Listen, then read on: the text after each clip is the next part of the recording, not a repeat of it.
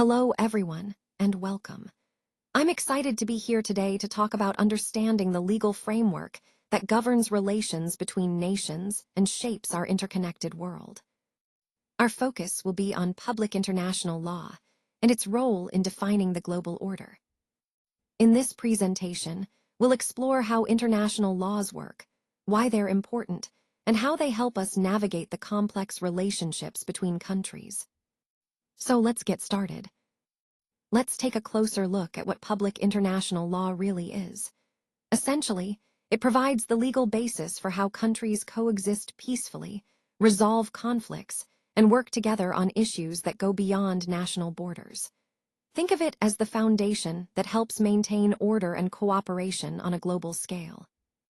This legal framework addresses critical matters such as international trade, diplomatic relations, human rights protections, and environmental cooperation.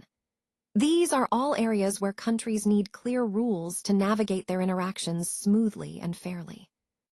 It's important to realize that public international law isn't just about states. It also governs relationships between sovereign nations, international organizations like the UN or the EU, and increasingly, it even involves individuals. In summary, it's a comprehensive system of rules that helps manage the complex web of relationships across the world, ensuring stability, justice, and collaboration. This slide highlights how vital this legal foundation is to addressing global challenges and fostering peaceful coexistence. When we look at the sources of international law, one of the key ways we interpret and apply it is through judicial decisions from international courts, as well as scholarly writings. These sources help clarify complex legal issues and ensure consistency. Next, we have subsidiary means, which include fundamental legal concepts that are widely recognized across different legal systems. Think of principles like good faith and due process. These are essential ideas that guide how laws are understood and enforced internationally. Moving on, general principles are established state practices that are accepted as legally binding. For example, diplomatic immunity and the prohibition of torture are widely recognized principles that states follow, reinforcing the idea of shared legal norms. Lastly, customary international law refers to formal, binding agreements between states, such as the UN Charter and the Geneva Conventions. These treaties create specific legal obligations that states are expected to follow, forming a crucial part of the foundation of international law. All these sources, judicial decisions, subsidiary means, general principles, and treaties, together form the foundation of how international law is understood and applied across the globe. On this slide, we're looking at the frameworks that guide how states behave and interact with each other. These include key principles like sovereignty, which means that each state has full control over its own territory and government. Territorial integrity is about respecting each other's borders and sovereignty. The principle of non-intervention emphasizes that states should not interfere in each other's internal affairs. And finally, peaceful dispute resolution encourages states to settle differences through negotiation or legal means rather than conflict. These principles form the foundation of public international law, which primarily defines the rights, responsibilities, and legal obligations that states have towards one another. The core focus here is on the nature of state relations, how states conduct themselves within this legal framework. It's important to see how these principles help maintain stability and order in the international system, ensuring that states can interact fairly and peacefully. So overall, this slide underscores the importance of these foundational frameworks in shaping the conduct of states and promoting peaceful coexistence in the international community. International law plays a crucial role in shaping how countries interact on the global stage. It creates the legal infrastructure that allows nations to cooperate with one another, manage conflicts that might arise, and work together on issues that affect everyone. Think of it as the rules of the game for international relations. These legal frameworks help ensure that countries can engage in collective actions, whether it's addressing climate change, trade, or security, while maintaining order and stability. Ultimately, governing the global stage through international law helps us promote peace, stability, and cooperation among all nations, which is essential for tackling the complex challenges of our interconnected world. Now, let's look at how international criminal law establishes individual responsibility. It's important to understand that individuals can be held accountable for serious offenses like genocide, war crimes, and crimes against humanity.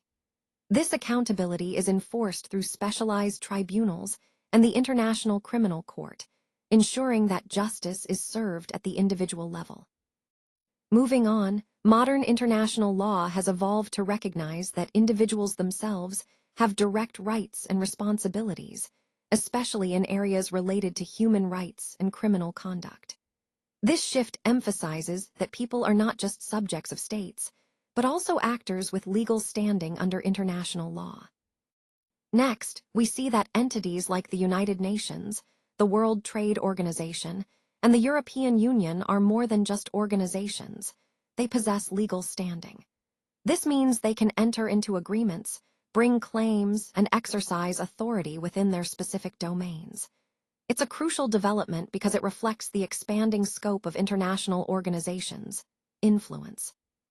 Finally, expanding beyond traditional state sovereignty, we're seeing a broader concept called beyond states, expanding legal personality. This idea highlights that non-state actors, including individuals and organizations, are gaining legal recognition, which significantly shapes how international law functions today. All these points connect to our overarching theme. International law is increasingly recognizing the importance of individual and organizational roles in maintaining global order and justice. Let's talk about how non-binding resolutions and declarations play a role in shaping international law.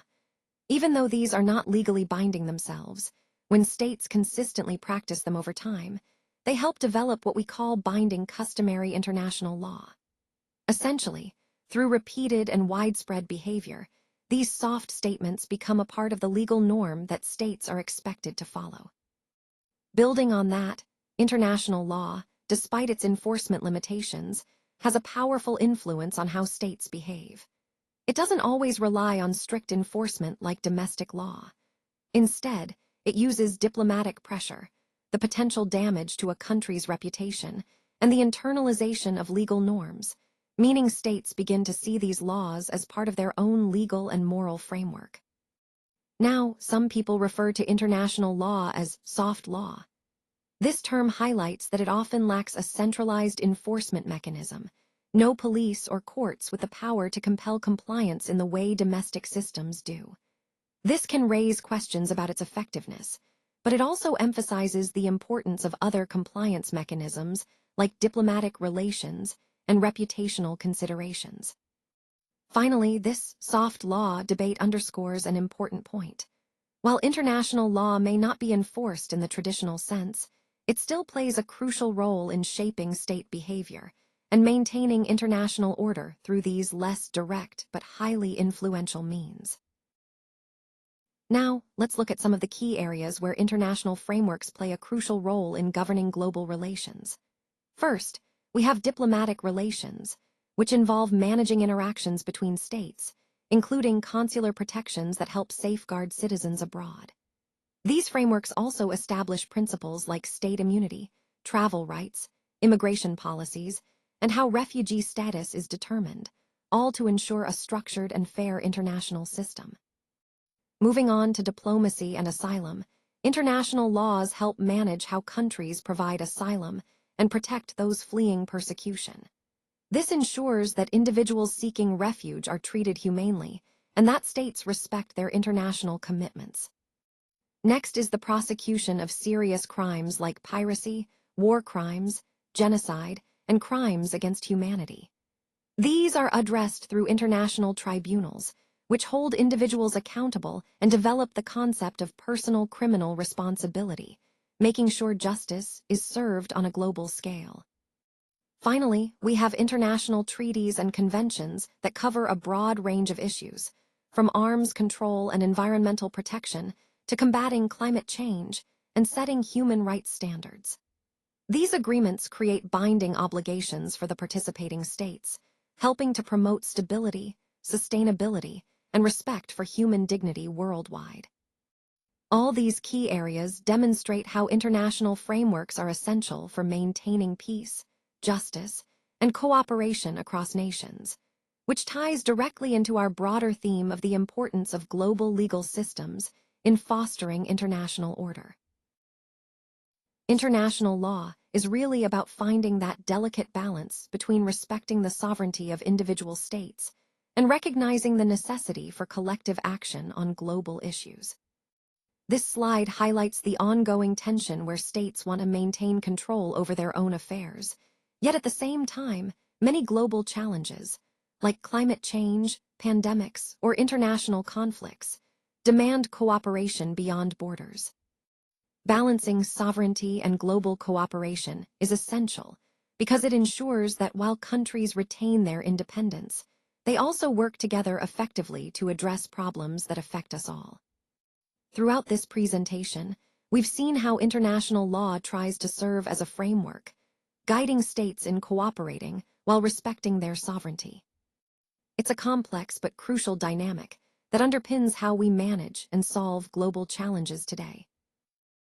Plays a vital role in facilitating cooperation, preventing conflicts, protecting human rights, and addressing transnational challenges that no single state can solve alone.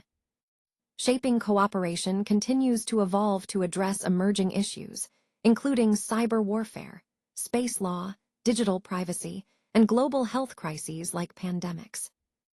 These areas highlight how international law must adapt to keep up with technological advancements and global challenges.